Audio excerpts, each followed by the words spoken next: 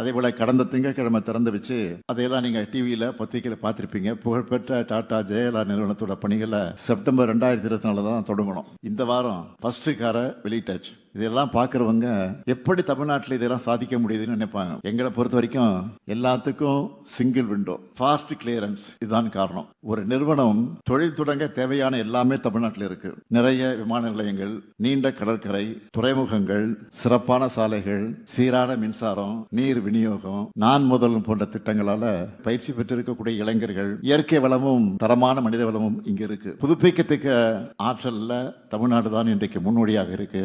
எல்லா மாவட்டங்களுக்கும் வளர்ச்சி போய் சேரணும் என்ற கடந்த 5 வருஷமா சிப்காட் நிறுவனம் மூலமா 55,678 ஏக்கர் நிலத்தை தெரிவு செஞ்சு தமிழ்நாட்டில் இருக்கிற 38 மாவட்டங்கள்ல 35 மாவட்டத்தில் தொழில் பூங்கா அமைக்க பணிகள் நடந்துகிட்டு இருக்கு. கன்னியாகுமரி, மயிலாடுதுறை, நீலகிரி ஆகிய 3 மாவட்டங்கள்ல சுற்றுலா முதலீட்டு பூங்காக்கள் அமைக்க நடவடிக்கை எடுத்துக்கிட்டு இருக்கிறோம். 2ஆம் நிலை மாநகரங்களுக்கு கூட மினி டைட்டில் பார்க் அமைச்சுக்கிட்டு வரோம். 2021 நாங்க ஆட்சிக்கு வந்தப்போ தமிழ்நாட்டில் 2 டைட்டில் பார்க் இருந்துச்சு. கடந்த 5 வருஷத்துல 7 டைட்டில் மற்றும் மினி டைட்டில் பூங்காக்கள் புதுசா திறந்து வச்சிருக்கிறோம். மேலும் 14 டைட்டில் மற்றும் மினி டைட்டில் பூங்காக்கள் அமைக்கப்பட்டு அதற்கான நடவடிக்கை எடுக்கப்பட்டு கொண்டிருக்கிறது.